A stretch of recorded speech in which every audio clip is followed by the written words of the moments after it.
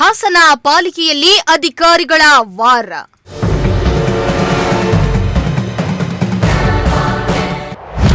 ಕಚೇರಿಯಲ್ಲಿದ್ದ ಕ್ಯಾಮೆರಾವನ್ನ ಕಿತ್ಹಾಕಿಸಿದ manager.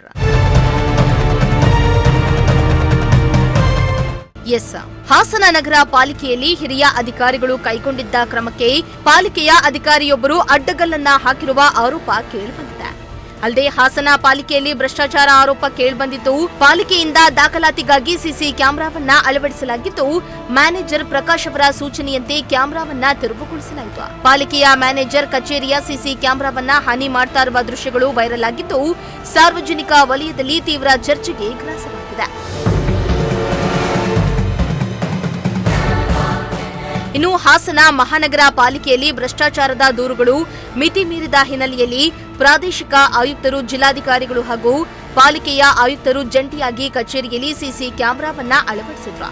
ಆದರೆ manager ಅವರು CC ಕ್ಯಾಮೆರಾಗಳು ಕಾರ್ಯನಿರ್ವಹಿಸ್ತಾ ಇದ್ರೆ ತಮ್ಮ ಚಟುವಟಿಕೆಗಳಿಗೆ ತೊಂದರೆಯಾಗ್ತಾ ಇದೆ ಎಂಬ ಕಾರಣಕ್ಕೆ ಕ್ಯಾಮೆರಾವನ್ನ ತಿರುಚಿದ್ದಾರೆ ಮತ್ತು ಹಾನಿ ಮಾಡಿದ್ದಾರೆ ಎನ್ನಲಾಗ್ತಾ ಇದೆ.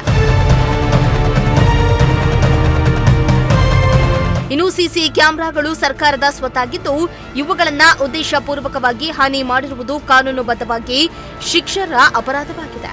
ಈ ಬಗ್ಗೆ ಸಾರ್ವಜನಿಕ ವಲಯದಲ್ಲಿ ಆಕ್ರೋಶ ವ್ಯಕ್ತವಾಗ್ತಾ ಇದೆ.